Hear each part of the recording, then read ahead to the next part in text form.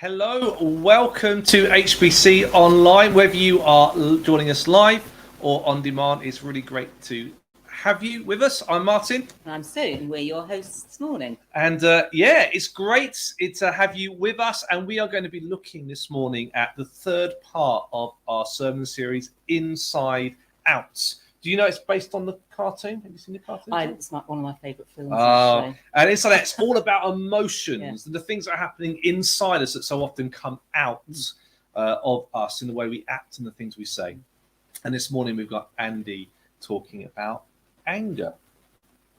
Interesting. And really the series is about how do we make the best of our emotions. Sometimes our emotions we can suppress them, which isn't healthy. And sometimes they can get the better of us, which also isn't healthy or very helpful. So we're looking at this series at practical ways in which we can get the best of our emotions. So let's just remind ourselves of what the series is all about. Do you ever look at somebody and wonder what's going on inside their head? For that matter, do you ever wonder what's going on inside your head? Join us this month as we look at how to ensure that the emotions inside of you don't get the better of you. We're looking at fear, anger, sadness, and joy, and we'd love you to be part of it.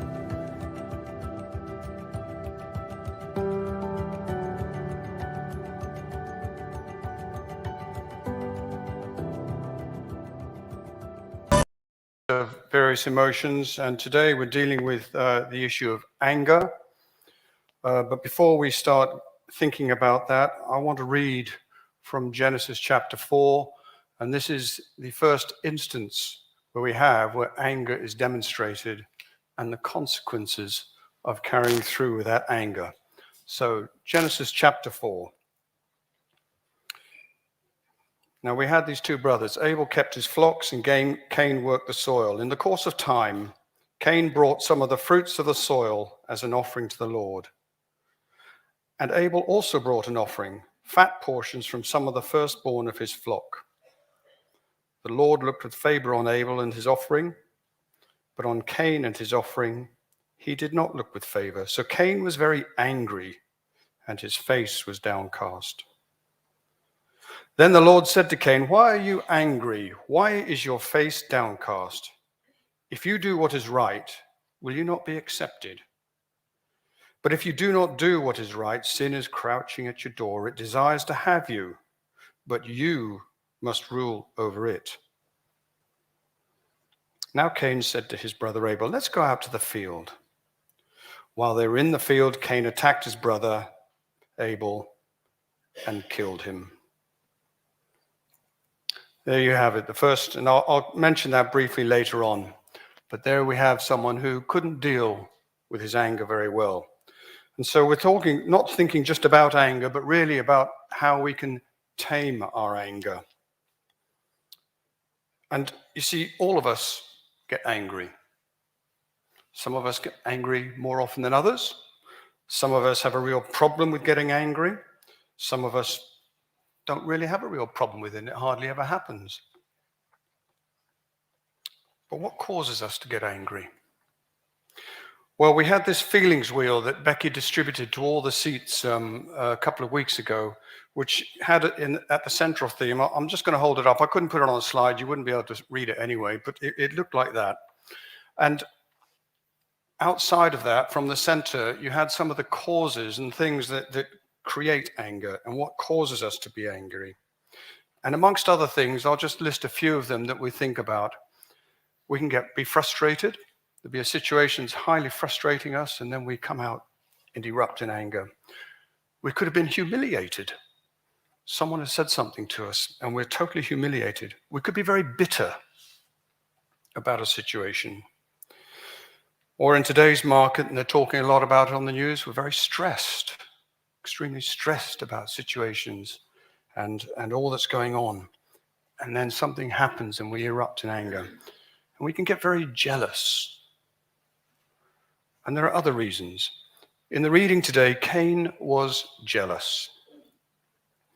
His brother was seen as better than him, and to make matters worse, his brother was the younger brother. Now, I'm in a situation, I've got an older brother and a younger brother. And I know how good it is to get one over the older brother. But I also know how horrible it is for the younger one to get one over me. And God warned Cain about his jealousy and said, you've got to deal with this. Cain didn't. And he erupted in anger. And if you read on in the passage, which I didn't read, he suffered some quite serious consequences. And we have the first murder recorded in the Bible. Now, some people have the capacity to explode in anger, and 5 minutes later they carry on as if nothing has happened. But the damage around them is done. They get it out their system. Other people may explode in anger or not explode in anger, and it festers away, and it affects their mood for the rest of the day and goes on and just festers away. And it is almost always a negative emotion. And I say almost always because there is a place for righteous anger, but we've got to be very careful, and it comes with a health warning. Righteous anger, very careful to just excuse whatever we erupt in anger over and then just say it was righteous and therefore it was acceptable. It may be, but we have to be very careful about using that as an excuse. And when we act angrily, it is almost bad behavior.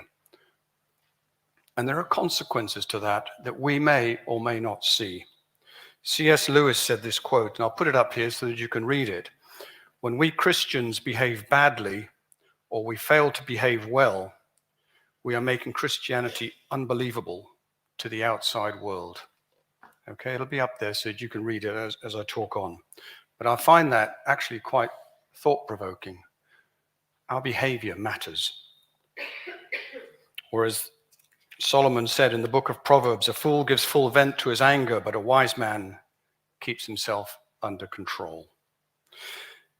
And the thing about behavior is that, you see, I missed the baptismal service that went on in early October.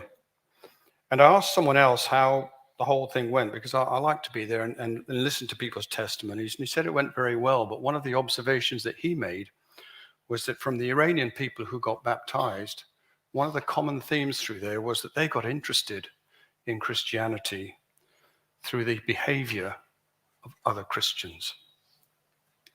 Now, we need to think about that. So how, because we're talking about taming our anger, how do we tame our anger? What do we do? Well, there are all sorts of things that are on there, and you can do all the various things, and I'm not knocking them. They may work for you, they may not. Things like count to 10, take a deep breath, walk away, go sit in a quiet room, go on anger management courses. And we can talk about all those things about how to help tame your anger. But what I want to do is focus on two very basic Christian principles.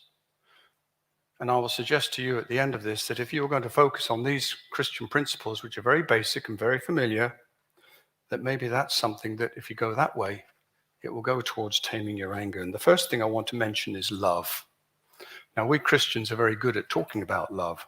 It should come as no surprise, because Christianity is built on love. God is love. So what is it that's there that's so special about it? I've put the two verses up there in 1 Corinthians, and I'll mention them in a minute. But as humans, we tend to be selfish. It's something that's within us that we tend to be selfish. And to a certain extent, society accepts that and helps it on its way and really just confirms that a bit. I was struck yet again that after the autumn statement by Jeremy Hunt, that so much of the news is taken up about what's in it for you. And that just sort of confirms a little bit of the selfishness. What is it that I can get out of this? And as they went to different people and their opinions of what he'd said and all the rest of it, a lot of it came out of what's in it for me. But love is selfless. And as people, we are prone to being selfish. But love is selfless.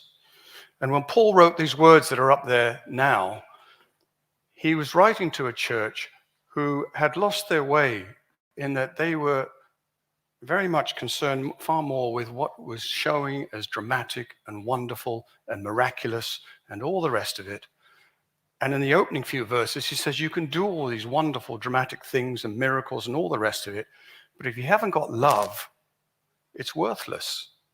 And so he's bringing them right back to this very basic thing here. And here is, I've listed it there, but that is actually how it is written. Love is patient, and it is kind. And different things on that list will stand out to you and be something that is acceptable to you or what makes more sense to you. But love is not easily angered. We're talking about taming our angry. But notice it doesn't say it is never angry, but it is not easily angered. And way back in the book of Exodus, Moses was on the Mount Sinai having the commandments written out on stone for him on the second time, because the first time he smashed them in anger over various issues. But he's up there on the mountain, and the Lord passes by, and he proclaims himself like this. The Lord, the compassionate and gracious God, slow to anger and abounding in love. Emphasis is on love. So much so, and that is the God who we follow. Now, as I get older, I find that getting grumpy is easier. And I get pulled back by my wife at times to remind me she doesn't want to be married to a grumpy old man. And she's quite right, but it has shades of that comedy, One Foot in the Grave and Victor Meldrew and all the rest of it. And that's what it reminds me for a bit. But we have to work at these things, and it's there all the time. I even found myself being impatient during the week. I haven't confessed that one to Jill yet, but anyway, that's another matter. That's all I want to say about love, because we talk about it a lot and there is so much more. But I want to go on to one other principle which is built on love, and without love it's not there, and that is grace. We don't talk a lot about grace, an awful lot, or consider it. But many years ago there was an international conference in Britain on comparative religions. I'm talking about back in the 1950s or 60s, and all these wonderful theological minds were there. And they had a debate on what belief, if any, was unique to Christianity and all the world religions. And they started out by eliminating some of the things that they thought maybe might be unique, but found that weren't. Things like incarnation, God becoming a man on earth and living on earth as a man, but he was God. It's not unique to Christianity. What about the resurrection? That again is not unique to Christianity. There are other religions that have things about resurrection within them. And the debate went on for a while, and then someone said, well, what about grace? And so they thought about grace. And after further discussion, they came to the conclusion that grace was something that was unique to Christianity. What is it? Look it up in the dictionary. You will not get a definitive answer. But a lot of you will be on your edges of your seat saying, it is, and it is, unmerited favor. The unmerited favor of God. It is not an absolute definition, but boy, does it have a lot of power in it. And that is why I have that verse up there on there. It is by the unmerited favor or the unearned favor of God that you have been saved through faith. It's not from yourselves, it is a gift of God.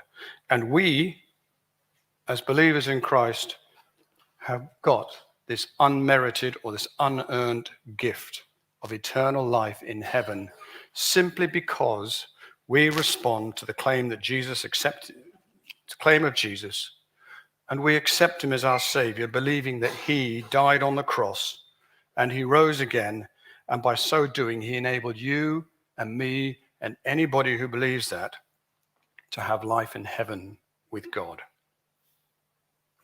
So we've received this fantastic gift through grace. And God looks on us as perfect people because of what Jesus did. And the challenge to us is to reflect that to everybody else in our lives. Jesus told a parable in Matthew chapter 18 when he was answering a question about how many times should I forgive someone else? And the king, looking through his accounts and books, found that there was one of his servants who owed him a lot of money. And he summoned the servant to him and said, pay up or I'll throw you into jail. Quite how you're going to pay up once you've been thrown into jail, I'm not sure, but that's not the purpose of the story. It was a large amount of money. The footnote in my Bible says that it was millions of pounds. So the servant pleaded for mercy. He was really quite distraught about it. And the king said, okay, I'm not going to give you time to pay it. I'm going to cancel the debt altogether. Don't even think about it. You don't need to repay it. Well, how do you think he felt? So what did he do?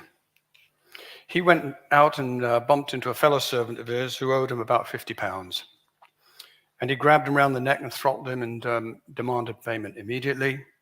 And when the other servant said he couldn't pay and just give him a bit more time, this first servant wouldn't listen and had him thrown straight into jail.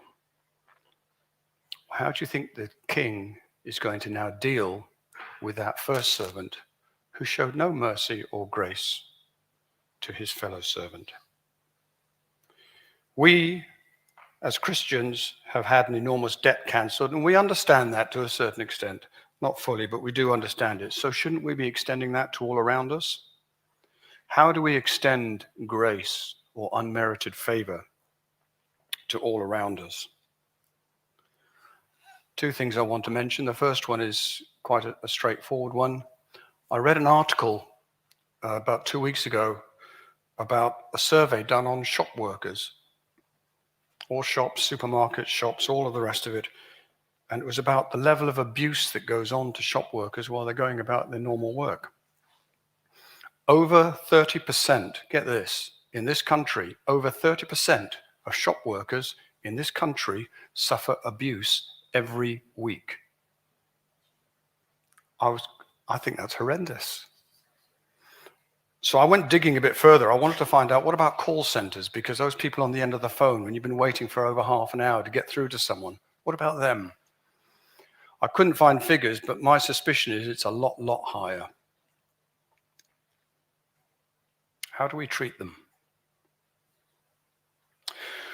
Gordon Wilson was the victim of an IRA bomb at Enniskillen. And as he lay under the rubble awaiting rescue, his daughter was there with him, more seriously injured, holding her hand.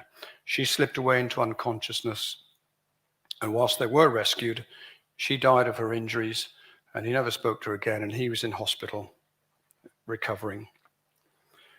And when the journalists went to interview him about it and how he felt, this is what he said about the IRA.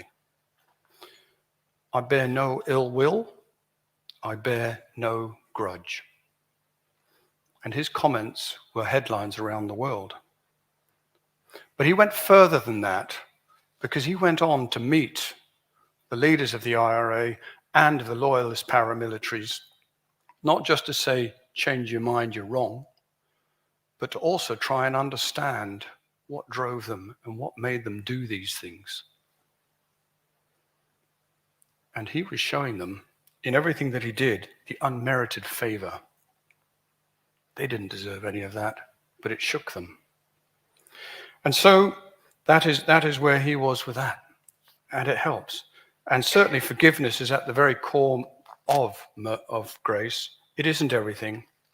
But I think if you were to write a biography of Gordon Wilson's life, I think you would find that he had been extending this grace, this unmerited favor, to all around him for many, many years, in all the little things of life, all the little areas.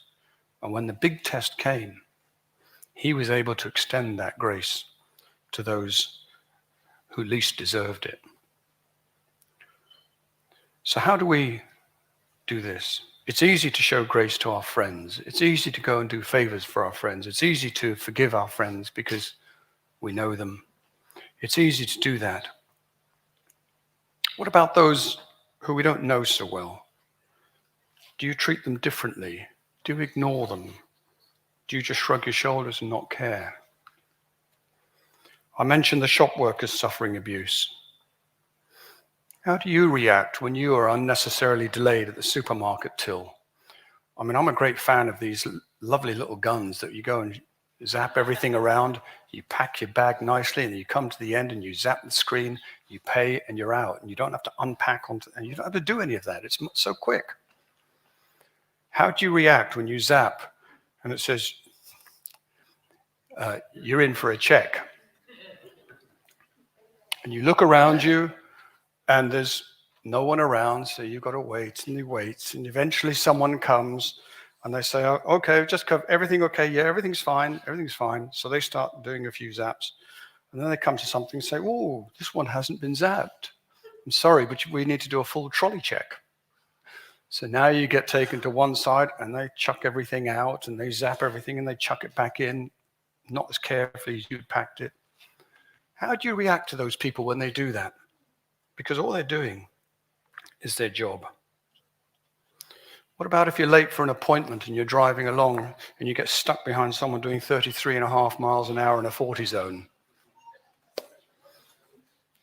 Do you yell at them from behind the wheel? Do you hoot them? Or, how do you react?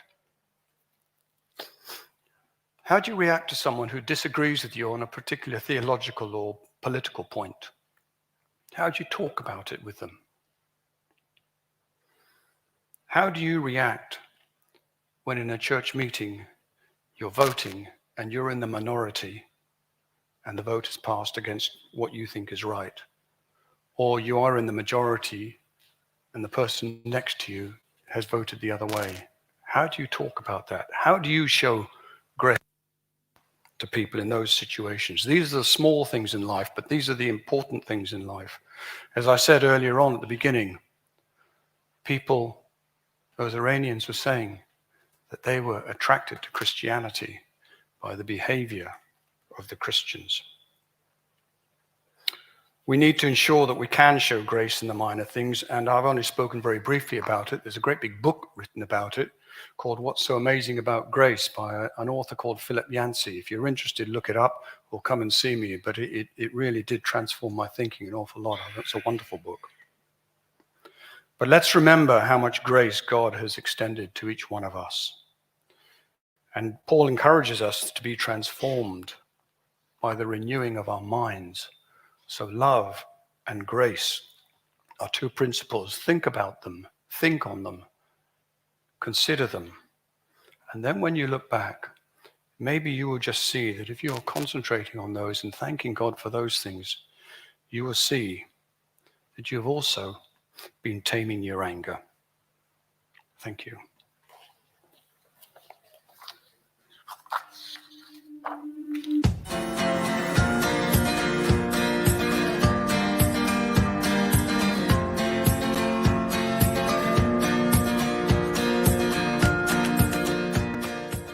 How do I master my anger rather than allowing anger to master me?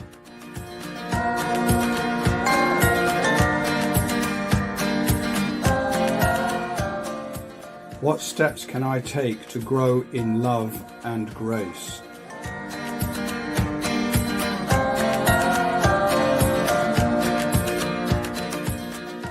How often do I thank God for His grace to me?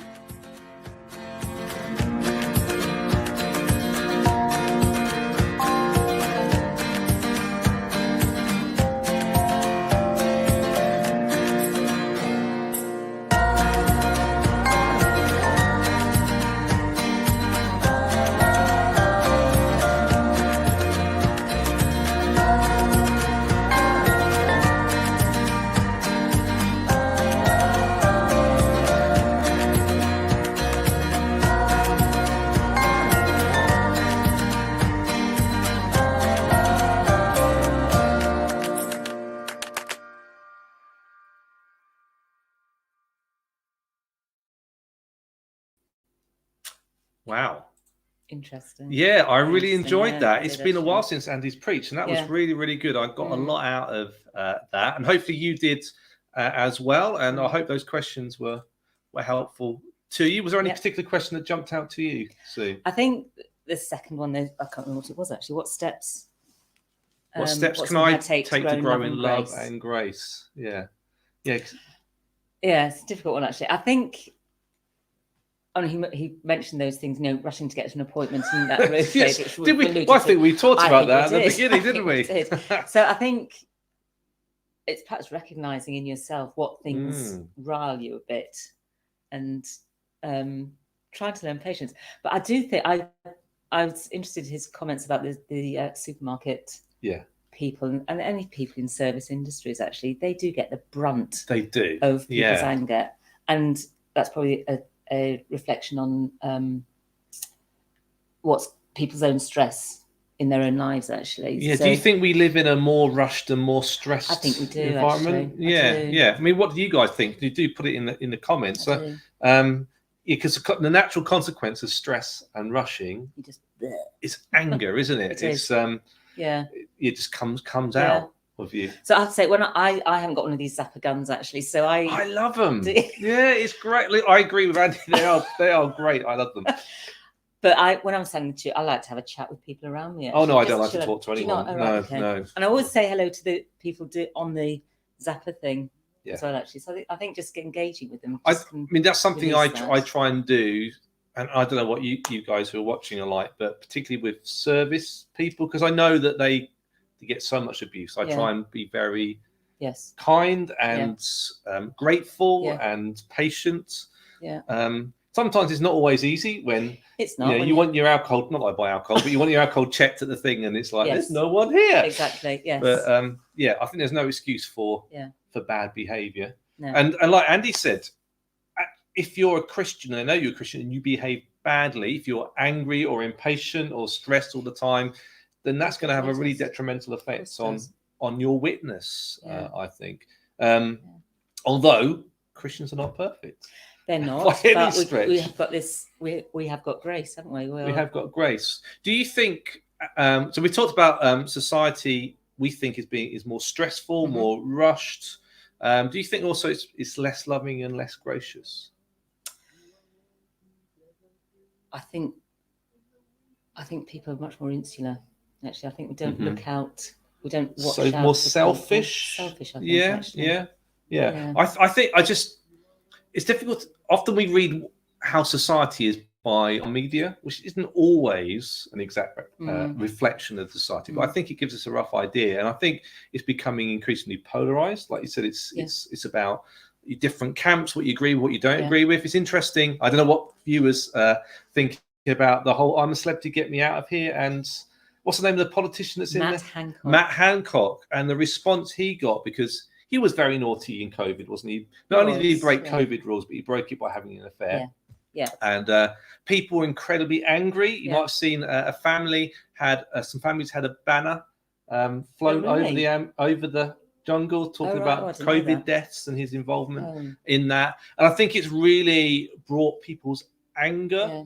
And we talked about righteous anger. And Andy made that interesting point, didn't he? That we sometimes use righteousness as an excuse for our anger, and we can go beyond what is right. And that's a really difficult question around COVID and Mr. Hancock.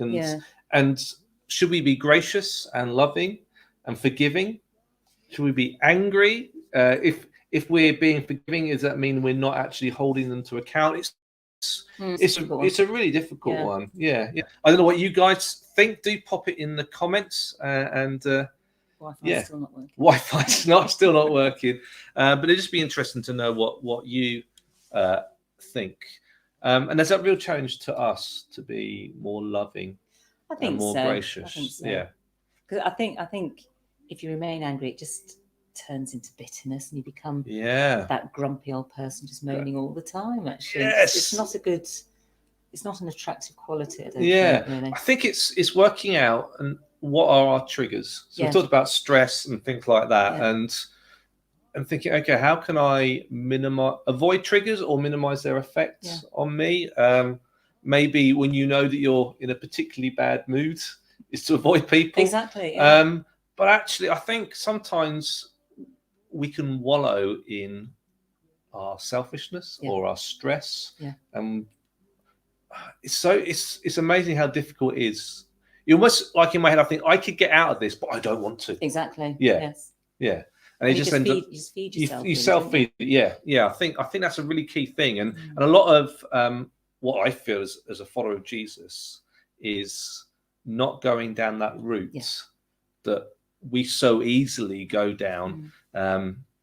And actually go, no, I'm not going to think that way. I'm going to purposely try and draw myself out of these feelings that I have. Because I think we do have that opportunity. And I think all of us can think, no, make that decision. Like, can I get out of this? No, I'm not going to. I'm going to just let go with it. And that can be really difficult. But I think we need to try and get in that habit. Because it's something you're growing, isn't it? Oh, definitely. And if we're followers of Jesus, we believe that we on our own in this. True. And we have the Holy Spirit to help us, which is a huge benefit. But I think all of us can try and nip things in the bud. I think so. Yeah. Definitely. Yeah. Do feel free to make some comments. I just want to. I said we're going to do communion, and we'll do that in a moment. I just want to give you an opportunity to go and grab some fruit juice or bread or whatever's close enough equivalent. But I just wanted you to be aware of some stuff that is happening in the church that you might be interested in. We started a few weeks ago warm hubs, or in one place they call them warm spaces. Have you heard of these? Yeah. So these are where, because of the current energy crisis, we're creating warm spaces where people can come and spend a day or a few hours and just be warm and not have to worry about heat in their own homes. And we've been running a hub for a while. These are pictures on your screen of Colour Wheel, which is bang in the middle of our warm hub, which runs from 10 o'clock on a Thursday to 5:30. And we have Colour Wheel in the middle, which is a lunch. So if you are very welcome to come and join us for that, you can just use our internet, read magazines. We get newspapers in the beginning of the morning, and we serve tea and coffee and stuff like that. It's all free. But we do particularly need volunteers. From 3 o'clock onwards in particular, we have no one to volunteer. So we had to shut the warm hub last week because we had no one to run it, which is a real shame. So if you would like to volunteer, what do you need to do? Basically, just be here. Be here, be nice, and you can read the newspapers, and you can stay for lunch for Colour Wheel as well. So that's the warm hubs. Another thing, if you are a church member, actually, if you're not a church member, we've got a church meeting coming up, and this is a time when we as a church just discuss some of the difficulties that we're facing in the church. So that's on Wednesday, the 30th of November at 7:30. Arrive a bit earlier for tea and coffee.